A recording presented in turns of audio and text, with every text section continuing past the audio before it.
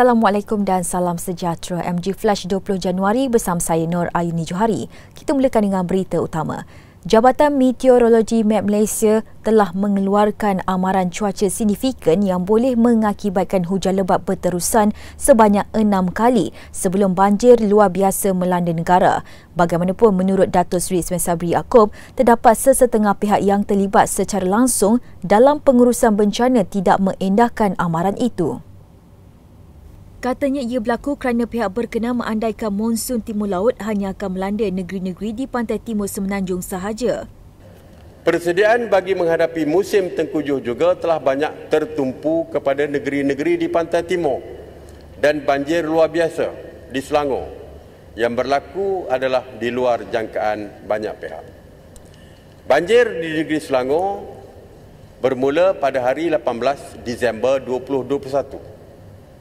Telah berlaku akibat daripada jumlah purata taburan hujan luar biasa iaitu 380 ml pada hari tersebut yang menyamai jumlah purata taburan hujan bagi tempoh sebulan.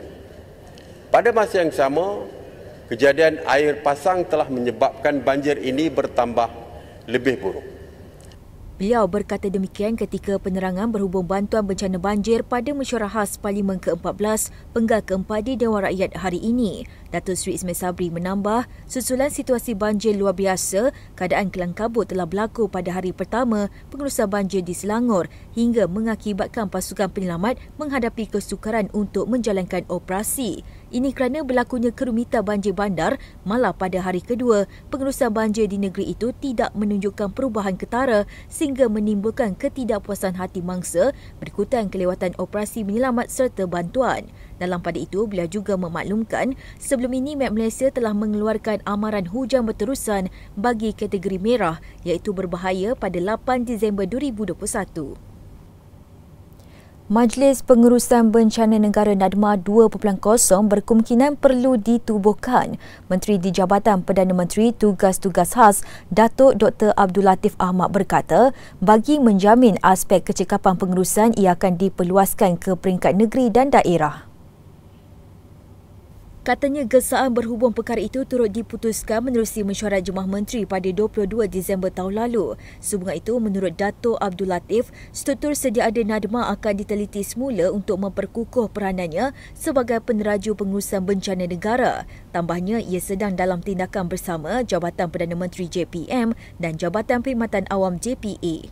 Yang berhormat, bagi memastikan sama ada NADMA yang asalnya disusun atur ditambah baik kurang daripada tiap kali kita berhadapan dengan bencana.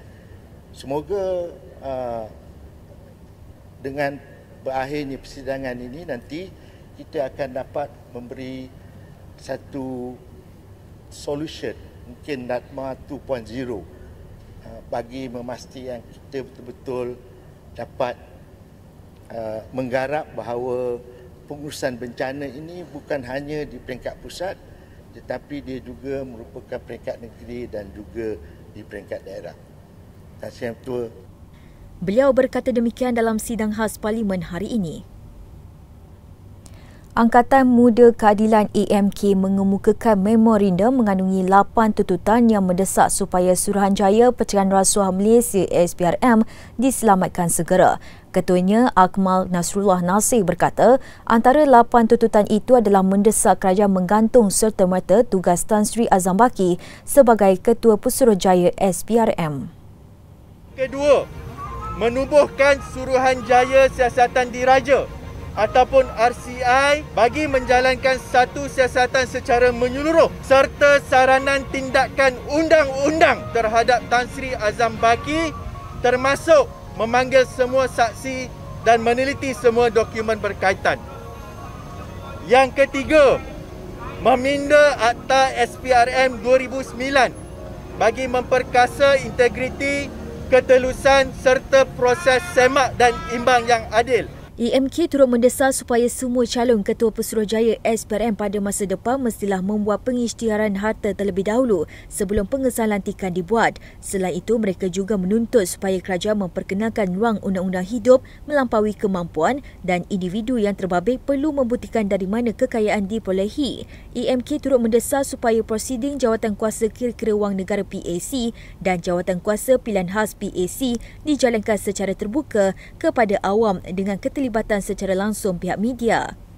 Tuntutan terakhir adalah meminta Akta Perlindungan Pemberi Maklumat (WPA) 2010 ditambah baik. Jelas akmal tuntutan itu dibuat susulan terdapat percanggahan antara kenyataan Suruhanjaya Sekuriti Malaysia SC semalam dan pengakuan Ketua Pesuruhjaya itu melibatkan pemilikan saham dagangannya. Beliau berkata demikian ketika menyertai himpunan yang dihadiri lebih 50 peserta di pintu masuk bangunan Parlimen hari ini sebelum menyampaikan memorandum berkenaan kepada Ketua Pembangkang Datuk Seri Anwar Ibrahim. Katanya memorandum itu akan diserahkan kepada Perdana Menteri Datuk Seri Ismail Sabri Yaakob dan Speaker Dewan Rakyat Tan Sri Azhar Azizan Harun di Parlimen. Dua penjawat awam didakwa memasukkan dokumen arahan pembayaran bernilai RM9,920 di Mahkamah Seksyen 2 Kuantan hari ini. Dayang Martini Awang Bujang 46 bersama Marziana C. Muhammad Amin 36 dituduh melakukan kesalahan tersebut pada 26 Jun 2020 di Jabatan Kesenian dan Kebudayaan Pahang.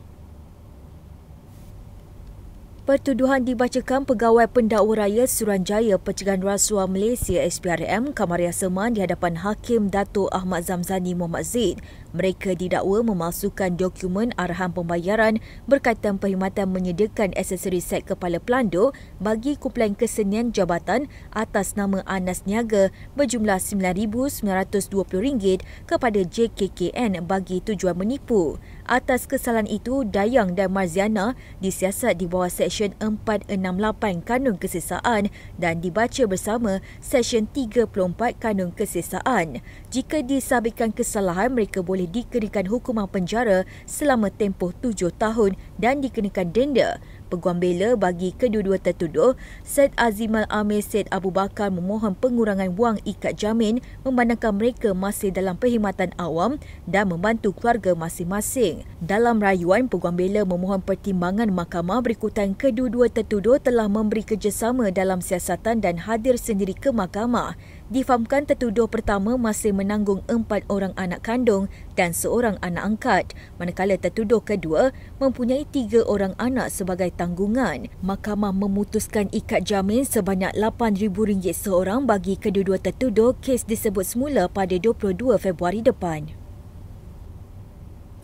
Lagi kes bot karam melibatkan pendatang asing tanpa izin parti. Dalam kejadian awal pagi tadi di Teluk Ramunia, Johor, 2 parti dari Indonesia maut manakala 6 lagi masih hilang. Pengarah Maritim Negeri Johor, Laksmana Pertama Maritim Nurul Hizam Zakaria berkata, bot yang membawa 27 parti itu dilaporkan karam di kedudukan 0.8 Batu Nautika, perairan Teluk Ramunia pada jam 4.50 pagi tadi.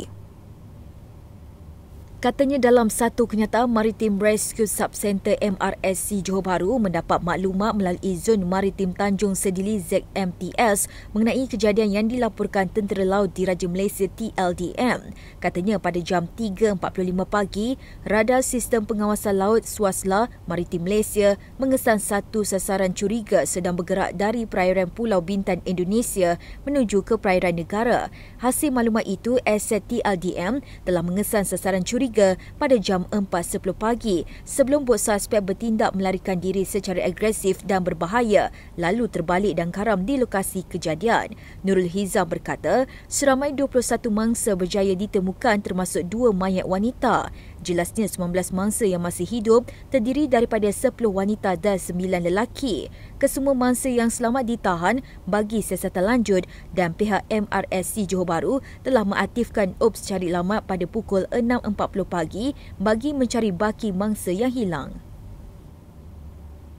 Sekian dahulu MG Flash buat masa ini. Terus bersama kami untuk perkembangan terkini dari masa ke semasa hanya di platform media sosial Malaysia Gazette di Facebook, Twitter, Instagram dan juga YouTube atau melalui portal di www.malaysiagazette.com. Assalamualaikum dan salam hormat.